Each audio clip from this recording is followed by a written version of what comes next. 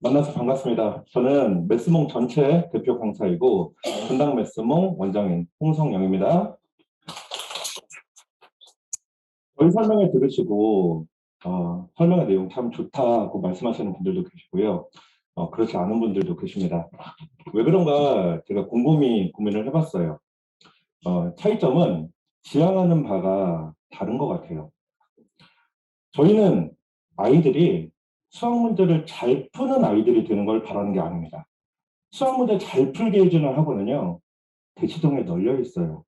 저희가 바라는 건 수학 문제를 잘 푸는 거를 넘어서서 수학을 좋아하고 사랑하고 그리고 아이들이 선생님 저 수학자가 되고 싶어요. 이렇게 얘기하는 아이가 되길 바랍니다. 그리고 너무나 당연한 얘기인데 수학을 좋아하고 사랑하는 아이들에게 수학 문제를 잘 푸는 건 자연스럽게 따라오는 부상 중에 하나라고 생각을 합니다. 부디 오늘 제가 드리는 말씀이 아이들 자녀 교육에 도움이 되길 기원하면서 제 이야기를 시작하겠습니다.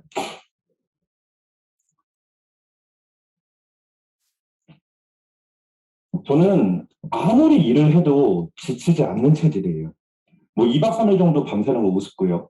1년에 363일 정도 일해도 지치지 않습니다. 그런데 저를 지치게 한 딱 한 가지가 있어요. 그건 바로 육아입니다. 하루에 16시간 일하는 것보다 1시간 아이랑 놀아주는 게 훨씬 더 힘들더라고요. 그래서 이 자리에 계신 부모님들 진심으로 존경하고 그리고 진심으로 응원합니다. 그리고 저도 응원합니다. 저 아들이 둘이거든요. 저희 큰아들 처음 태어났을 때 정말 저를 두려움에 떨게 한 게 있었어요. 어떤 두려움이었냐? 아이가 고개를 못 가누잖아요. 그래서 혹시 잘못 안 해서 고개가 딱 꺾이면 어떡할까? 이게 너무나 무서운 겁니다. 왜 총각들한테 아이들 안아보라고 하면 못 앉잖아요. 자세를 모르니까. 그게 너무나 두려웠는데 좀 시간이 지나서 고개를 가누게 되니까 안심이 되더라고요. 그런데 그때쯤에 저를 두려움에 떨게 한 두려움 2탄이 시작됩니다. 그건 바로 뒤집기였어요. 처음에 뒤집기 할 때 너무 신기하고 재밌는 거예요. 그런데 이런 생각이 드는 거죠. 낮에 옆에 누구라도 있으면 괜찮은데 혹시 밤에 혼자 자다가 뒤집기를 했다가 혹시 숨을 못 쉬면 어떡하나. 그래서 제가 우리 큰아이 300일 될 때까지 범퍼에서 같이 잤어요. 범퍼에서 쭈그리고 같이 잤습니다.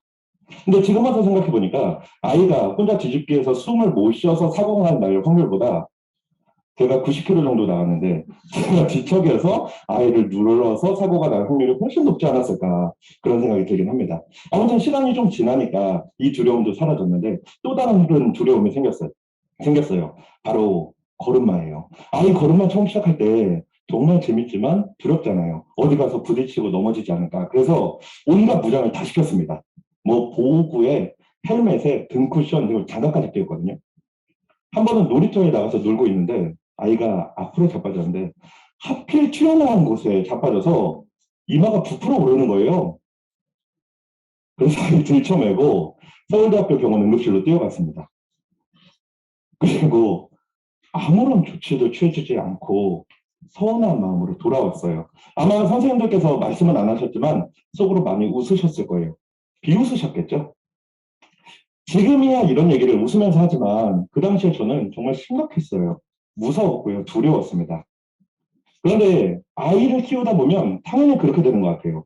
정작 중요한 문제를 보지 못하고 닥친 문제, 닥친 상황만 급급하다 보니까 시야가 좁아지는 것 같아요. 이런 말씀 드려서 죄송한데 어머님들께 많이 받는 질문들이 있어요.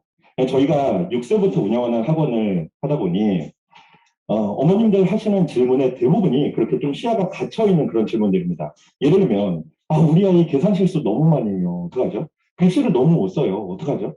식을 안 쓰려고 해요. 어떡하죠? 그런데 이런 질문들이 저에게는 마치 이런 질문이랑 비슷해요. 선생님, 우리 아이 기저귀를 아직 못 대고 있어요. 어떡하죠?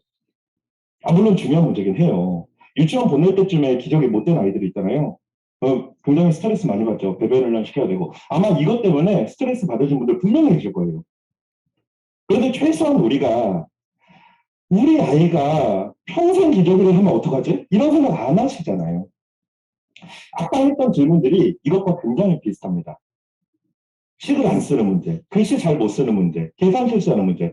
대부분은 자연스럽게 해결이 되는 것들인데 당장 시야가 좁아지다 보니까 그게 너무나 두려운 거예요. 제가 이런 말씀 드려서 참 죄송한 이야기들이지만 사실 그래도 부모로서 당연히 그럴 수밖에 없는 것도 이해가 돼요. 그런데 이게 육아를 떠나서 학습의 길로 들어서게 되는 순간 이 굉장히 심각해진다는 게 문제인 거죠. 어머님들 하시는 질문의 대부분들이 심각하다고 생각하시는 건데 사실 그렇지 않은 경우들이 많다는 겁니다. 제가 오전에는 수업이 없다 보니 오전에 이제 동네 카페에 자주 가요. 그런데 이제 오전에 동네 카페 가보시면 분위기 아시잖아요. 아이들 이제 등교시키고 어머님들이 이제 대부분 자리를 차지하고 계시는 거죠. 거기 앉아 있으면 자연스럽게 옆 테이블 이야기 들리잖아요. 그냥 얘기를 듣다 보면 끼어들고 싶어집니다. 그러시면 안 돼요. 하시는 이야기의 대부분이 이런 것들이에요. 지금 이거 안 해놓으면 큰일 난다고 하더라. 큰일 난다가 아니라 큰일 난다고 하더라. 그리고 곰곰이 생각해보면 그 얘기들이 어디서부터 시작이 됐을까 근원을 찾아보면 그 근원주의 대부분은 학원들이에요. 학원에서부터 시작된 마케팅들이 퍼지고 퍼져서 어머님들을 두렵게 하는 거죠. 제가 하고 싶은 얘기의 요지는 그겁니다. 아이를 키우다 보면 자연스럽게 시야가 좁아지는 게 당연하고요.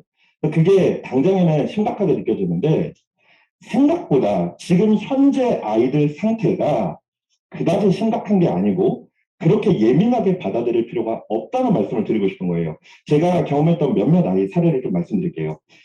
얼마 전에 분당에 화분 하나가 도착했어요. 제가 이 화분 받고 너무 깜짝 놀라고 너무 기쁘고 너무 행복했습니다.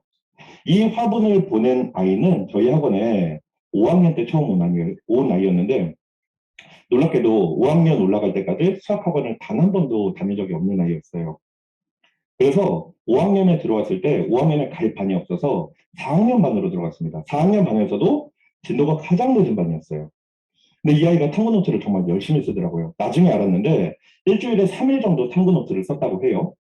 자, 그리고 이 아이는 1년 만에 반을 4번을 바꾸게 됩니다. 그리고 지금 현재 심화반에 해당하는 반에서 졸업을 했고요. 그 이후로 중등 KMO에서 금상을 받았고, 그리고 서울대학교 영재원에 갔고, 그리고 대전과학고등학교는 영재고등학교예요. 그 대전과학고등학교에 진학했고, 그리고 재작년에 서울대 수학과에 합격했어요. 4학년 때까지 한 번도 수학학원 다닌 적이 없는 아이예요. 제가 또 한 명 사례를 말씀드릴게요. 글씨가 보이시는지 모르겠는데, 대략 수능 난이도 정도의 문제들입니다. 이 문제를 푼 아이는 3학년이에요. 고등학교 3학년이 아니라 초등학교 3학년이에요. 놀랍죠? 이런 아이도 있더라고요. 이 아이는 뭐 각종 경시대회는 물론이고 초등학생 때 이미 고등 KMO까지 휩쓴 아이예요. 정말 놀라울 정도로 잘했던 아이인데 제가 우연히 이 아이 중학생 때 우연히 만났거든요.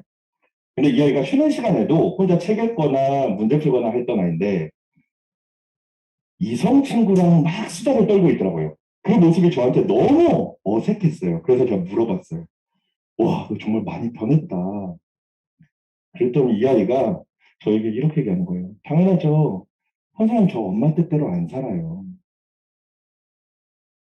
초등학생 때 이미 각종 경시대회와 올림피아드를 섭렵한 아이인데 공부를 손을 놓은 아이가 있습니다. 물론 이런 말씀 드리면 아이 그건 너무 극단적인 사례들 아니냐. 우리 아이는 좀 평범하니까 조금 더 평범한 아이들이 뭘 해야 되는지 알려달라. 그래서 제가 아까 전에 말씀을 못 드렸죠. 어머님들 혹시 세특이라는 말 들어보셨나요? 세특. 이거 굉장히 중요한 건데 잘 모르십니다. 왜냐면 지금 당장 닥친 문제가 아니거든요. 세특, 세탁 특공대 아니고요. 예. 세특이 뭐냐면 세부 능력 및 특기 사항의 줄임말입니다. 이게 그 학생부에 교과 성적에 들어가는 것 외에 비교과 영역이라고 해서 들어가는 건데 당연히 교과 성적이 제일 중요하긴 하지만 교과 성적 못지않게 중요하고요. 그리고 요새는 이제 수시로 대학 가는 아이들이 굉장히 많잖아요. 수시로 대학 갈 때는 교과보다 사실 더 중요한 역할을 하는 게 세특이에요.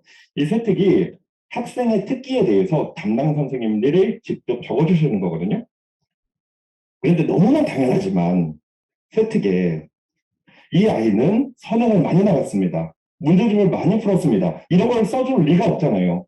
제가 실제로 세특 기록 하나를 보여드릴게요. 글씨가 잘 안 보이실 수 있으니까 제가 한번 읽어보겠습니다.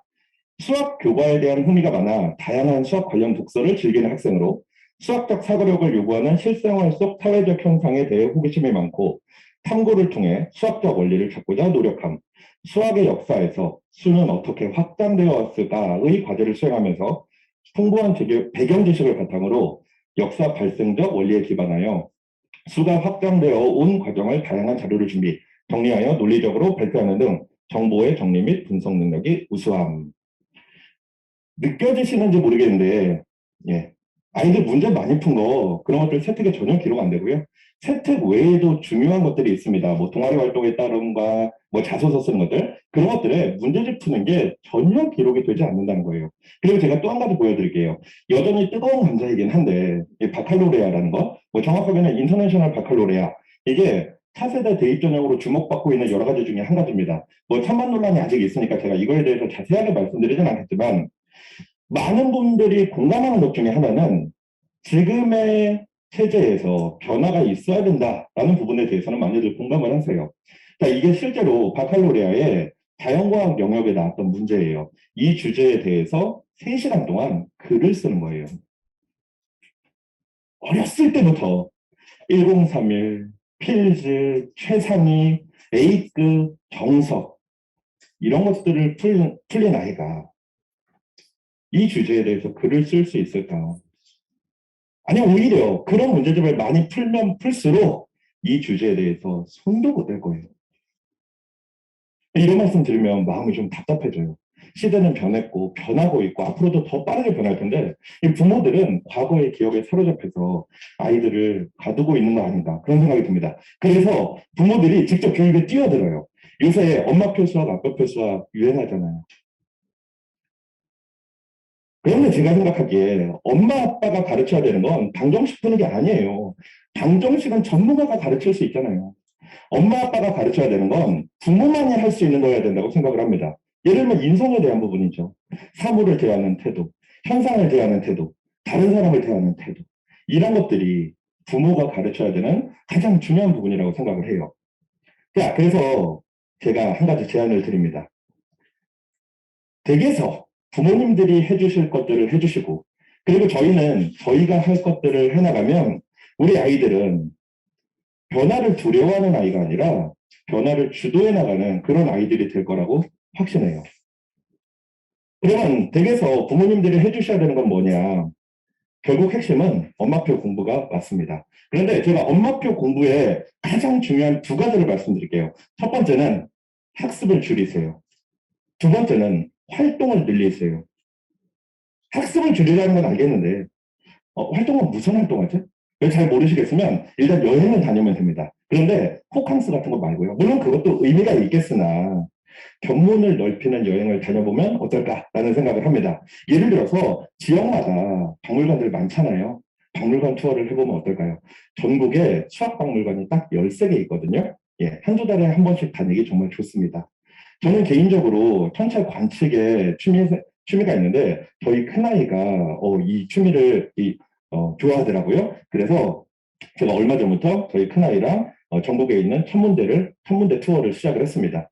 왜 천체관측하면 망원경 막 바리바리 싸들고 가야 될 것 같은데 사실 천체관측할 때 가장 중요한 준비물이 돗자리예요.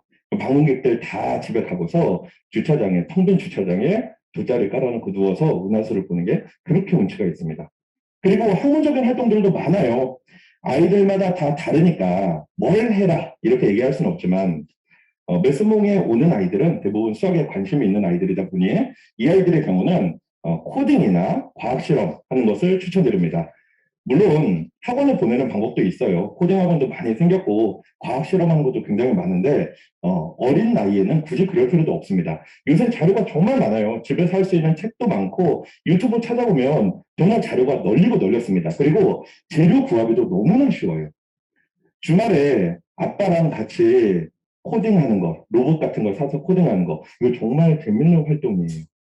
그리고 너무 당연하지만, 예, 독서 열심히 해야죠. 근데 사실 독서의 중요성에 대해서 제가 이 자리에서 말씀드리면 그냥 잔소리가 되기 때문에, 예, 이 부분에 대해서는 건너뛰겠습니다. 다만, 독서를 했으면 독후감을 쓰게 하셔야 돼요. 글쓰기야말로 가장 중요한 교육 중에 하나라고 생각을 합니다.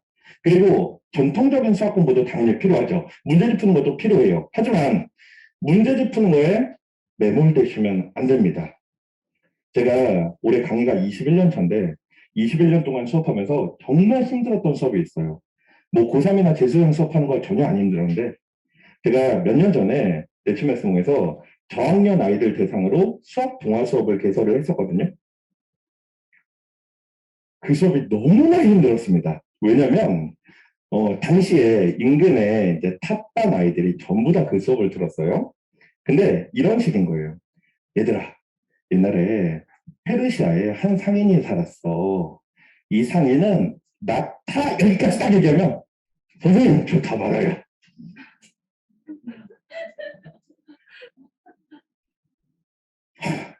저는 아이들과 토론을 하고 싶었거든요. 낙타를 빌리고 와서 해결이 됐어? 근데 혹시 이렇게 해서 해결이 안 되는 문제도 있지 않을까? 그런 문제를 우리가 설계를 할 수 있지 않을까? 항상 빌려오면은 해결이 되도록 만들 수 있는가? 혹시 빌려오지 않고 다른 방법으로 해결할 수 있는 방법이 있지 않을까? 이런 방법에 대해서 토론하고 싶었는데 이 아이들은 이렇게 얘기를 해요. 선생님 문제 주세요. 제가 예언 하나 하겠습니다. 아이들 문제 잘 풀게 만들고 싶으시죠? 문제 잘 풀게 만드는 거 정말 쉬워요. 문제 좀 많이 풀리면 되잖아요. 우리 학창 시절에 다 했던 방법 다 아시잖아요. 그렇게 하면 문제 정말 잘 풀게 쉽게 만들 수 있습니다. 그런데 제가 예언을 드리자면 그렇게 해서 아이가 문제를 잘 풀게 되면 눈빛이 변해 있는 걸 보실 거예요. 입시생의 눈빛으로 변해 있습니다. 이걸 바라시는 건 아니시겠죠? 어머님들은 여기까지 해주시면 돼요. 그런데 사실 여기까지도 지극정성이죠. 쉽지 않아요. 저도 아이가 한 명일 때는 별의별 걸 다 해주는데 아이가 둘 되니까 정말 힘들더라고요. 아, 나 여기까지는 못 해줄 것 같은데? 어떡하지? 그런 생각이 드시면 말씀하게 보내시면 됩니다. 그래서 저희가 있는 거잖아요. 저희는 기존의 교재를 과감하게 버렸습니다. 그리고 수학 동화를 집어들었어요. 스토리를 통해서 숫자가 왜 중요한지 알았고요. 스토리를 통해서 방정식을 접했고, 스토리를 통해서 수학사를 이해했습니다. 그리고 우리는 5가지 다른 방법들을 시도했어요. 첫 번째는 아이들에게 질문을 하는 수업을 했어요. 물론 수업마다 다 질문을 하죠. 그런데 대부분의 질문들은 수렴적 질문입니다. 이해했니? 알겠니? 물론 이것도 수업의 흐름상 중요한 질문이긴 해요. 하지만 우리는 발산적 질문을 하고 싶었어요. 왜 그렇게 생각하니? 그렇게 하면 잘못됐던 것 같은데, 그럼 어떻게 방향 전환을 해야 될까? 발산적 질문을 통해서 아이들이 문제의 본질을 보게 만들고 싶었습니다. 그리고 우리는 아이들의 아이디어를 중요하게 생각해요. 아이들이 저에게 굉장히 많이 하는 질문이 있어요. 선생님, 1 더하기 1이 뭔지 아세요? 이거 당연히 농담하려고 하는 질문이잖아요. 개그하려고 하는 질문인데, 저는 이 질문이 정말 재밌어요. 저는 아이들에게 되묻습니다. 그래? 1 더하기 1이 2가 아니면 어떡하지? 예를 들어서 8 더하기 6이 2라고 해볼까? 그럼 10이가 0이 되는데? 이상하지 않니? 그럼 아이들이 얘기합니다. 12가 0이랑 같은 게 있어요. 그렇죠. 우리는 하루에 2번씩 목격합니다. 12는 0과 같습니다. 이거 말장난처럼 들리잖아요. 그런데 수학자들은 이거를 합동식이라고 했어요. 그리고 이 합동식이 현대 암호의 근간이 되고 있습니다. 아이들의 아이디어를 소중하게 생각해야 되는 이유예요. 그리고 우리는 균합 추론을 중요하게 생각합니다. 여기 굉장히 유명한 문제가 하나 있어요. 주차장에 오토바이와 자동차가 20대 있다. 바퀴가 60개라면 오토바이는 몇 대일까? 이 문제 가지고 아이가 끙끙대고 있으면 대부분 아빠가 등장합니다. 그리고 이렇게 얘기하죠. 야, 이거 뭐 그렇게 힘들게 하고 있냐? 아빠가 풀어줄게. 오토바이 수를 X라 하자. 자동차 수를 Y라 하자. 그리고 정말 멋지게 방정식을 세워서 풀어주죠. 제가 이게 아빠표 수학을 지향하는 이유예요. 저는 아이들이 이 문제를 그렇게 풀면 안 된다고 생각해요. 저는 아이들이 이 문제를 이렇게 풀어야 된다고 생각합니다. 그래? 오토바이가 몇 대인지 모르니까 그럼 20대라고 해볼까? 바퀴수가 안 맞네? 그러면은 오토바이를 한 대 줄여볼까? 이것도 안 맞네? 또 줄여. 이것도 안 맞네? 그런데 나 흐름을 알 것 같아. 이 추론을 하는 게 굉장히 중요한, 특히 초등학생들에게 가장 중요한 건데, 진짜 안타깝게도 우리나라 교육과정에 그 귀납 추론이 송두리째 빠져 있어요. 기다려주지 못하니까. 얼마 전에 제가 아이들이랑 다각형의 대각선 개수 구하는 수업을 했어요. 아니, 그거 2분의 n-3이잖아. 이거를 알려주기 쉽지 않았습니다. 그래서 아이들이랑 추론을 했어요. 얘들아, 사각형은 대각선 개수가 1100이야. 오각형은 22100이야. 여기까지만 얘기해도 아이들이 추론을 합니다. 선생님, 육각형은 이렇게 되지 않을까요? 온갖 추론들이 등장하고요. 그리고 가설을 세웁니다. 가설을 세웠으면 검증해야죠. 검증했는데 가설이 틀렸으면 그럼 다시 가설을 세워야 됩니다. 이게 과학적 논증 방법이라고 생각을 해요. 그리고 우리는 수학으로 놉니다. 수학은 즐겁고 재밌는 이거 거니까. 함께 한번 해볼까? 우와. 어떡하지? 어떡하지? 안 되네? 더 해볼까? 우와, 됐다! 우와, 내려왔다! 우와. 우진아, 이거 여기 내려오게 하려면 어떻게 해야 되지? 여기 내려오게 하려면 어떻게 해야 돼? 내가. 우진이가 한번 해볼래? 아빠 무릎에 앉아서 해봐. 아빠 무릎에 앉아. 우와, 이쪽에 내려왔다! 여기는 여기다 또 넣을까? 우와, 여기다 내려왔다! 다시. 또 어디 갈까? 우와, 여기다 내려왔다! 안 됐네. 그렇게 하면 안 돼. 물론 연출된 영상이지만 저희는 이러고 놉니다. 제가 수학 동화 수업이 교과 수업과 어떻게 다른지 한 가지만 예를 들어볼게요. 중학교 1학년 교과에 좌표에 대한 내용이 나오죠. 교과에서는 좌표를 가르쳐 줍니다. X축이 뭐고 Y축이 뭐고. 수학 동화 수업에서는 이런 질문으로 시작해요. 얘들아, 너희 마이크 와조스키랑 자두의 차이점을 아니? 아니, 좌표 얘기하는데 갑자기 이게 무슨 소리야? 궁금하시죠? 말씀 의심내시면 압니다. 예, 지금은 저희 영업 비밀이니까요. 비밀로 하겠습니다. 그리고 교과 수업에서는 이제 문제를 풉니다. 그런데 수학 동화 수업에서는 이제 데카르트에 대한 얘기를 해요. 데카르트 철학자라고 알고 있는데 데카르트 언제 살았지? 17세기 프랑스에서는 무슨 일이 있었지? 이거에 대한 스토리텔링을 해요. 그리고 수학 교과 수업에서는 이제 테스트를 보죠. 수학 동화 수업에서는 이제 비로소 좌표에 대한 공부를 합니다. 그런데 좌표를 제가 알려주지 않아요. 아무것도 없는 지도에 영어의 위치를 찍어놓고 얘들아, 저 위치를 어떻게 수로 나타낼 수 있을까에 대해서 아이들과 토론을 해요. 그리고 정말 놀랍게도 3분도 안 돼서 고등학교 3학년 과정에 나오는 극좌표 아이디어가 다 쏟아져 나옵니다. 그리고 정말 놀랍게도 많은 반들에서 저는 보지도 못했던 놀라운 아이디어들이 쏟아져 나와요. 어떤 반에서는 9가지 아이디어가 나온 반도 있습니다. 그리고 또 한 가지 신기한 사실은 소위 말하는 선행을 많이 나갔던 아이들, 그런 아이들일수록 저런 아이디어를 못 찾는다는 거죠. 왜냐? 머릿속에 있는 거를 끄집어내려고 하니까요. 그리고 마지막으로 우리는 이 모든 것을 토대로 탐구노트를 쓰게 했습니다. 탐구노트를 쓰게 하는 목적은 여러 가지가 있는데요. 첫 번째는 문제의 본질을 아이들이 직접 볼 수 있게 하는 거예요. 이 탐구노트는 방정식에 대해서 공부한 아이가 쓴 탐구노트인데, 방정식이라는 게 모르는 값을 찾아내는 거다라는 걸 알고 방정식을 통해서 본인은 멸종 위기에 있는 대양 판다를 개체수 변화를 방정식으로 알고 싶다. 그래서 대양 판다를 보호하기 위해서 우리가 어떤 행동을 취해야 되는가에 대한 탐구노트를 쓴 겁니다. 자, 그리고 탐구노트를 쓰는 두 번째 목적은 아이 스스로 문제를 출제하고 확장하는 거예요. 왜 그런 말 있잖아요. 출제자의 의도를 파악하라. 출제자의 의도를 파악하는 건 아이가 직접 문제를 출제해 보기 전까지는 정말 알기 어려운 부분이에요. 이 아이는 직접 문제를 만들고 그 내용을 확장하고 난이도에 대한 평가까지 했습니다. 그리고 탐구노트를 쓰는 세 번째 이유는 바로 발전이죠. 이 아이는 확률에 대한 연구를 한 탐구노트인데, 이 아이는 독립시행에 대한 연구를 하고 거기에 삼각수가 숨어 있다는 사실을 스스로 찾아냈어요. 그리고 고백하건데, 제가 21년 강의하면서 저는 여기에 삼각수가 숨어 있다는 걸 몰랐습니다. 이게 바로 청출어람이죠. 그래서 저희는 탐구노트를 쓰는 게 문제집을 푸는 것과 비교하면 이런 차이라고 생각해요. 문제집을 푸는 건 텔레비전을 보는 것, 탐구노트 쓰는 거는 독서를 하는 것과 비슷하다고 생각합니다. 텔레비전을 보는 것은 본인이 직접 적극적으로 개입할 필요가 없어요. 잘 짜여진 화면을 여과 없이 받아들이면 되죠. 하지만 독서는 그렇지 않잖아요. 독서는 글자를 읽는 게 아니라 주제를 파악하고 작가의 의도를 파악해야 됩니다. 본인이 본인이 책에 글자에 빠져드는 게 아니라 그 내용에 직접 빠져들어서 본인의 주관적인 해석을 곁들여야 되는 거죠. 문제집은 가이드가 너무나 잘 돼 있어요. 1단계 문제를 설계해라. 2단계 문제를 풀어라. 3단계 오류를 검토하라.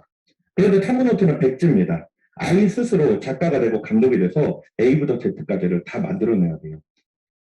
그래서 우리는 많은 시도를 했어요. 문제를 푸는 것 외에도 직접 설계도를 만들어서 조립을 해보고 현의 진동수 분석을 해보고 색소의 확산 실험을 해보고 무게중심을 찾는 실험을 하고요.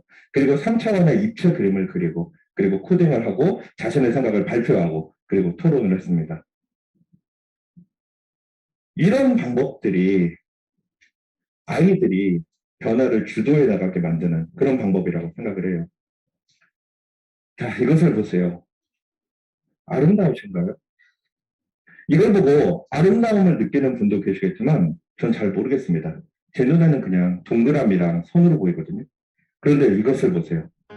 아름다우신가요? 그렇지 않죠. 이걸 보고 아름답다고 느끼는 분들은 거의 없을 거예요. 그런데 저는 이 시를 보고 있으면 진심으로 눈물이 납니다. 이 짧은 시 안에는 5천년의 운명의 역사가 고스란히 담겨있어요. 음악가들이 쇼팽의 즉흥환상곡 악보를 보고 아름다움을 느끼는 것처럼 저는 우리 아이들이 이 시를 보고 아름답다고 느끼는 그런 아이들이 되길 바랍니다. 끝으로 교육에 대한 과거 현자들의 이야기를 드리면서 제 이야기를 마치도록 하겠습니다.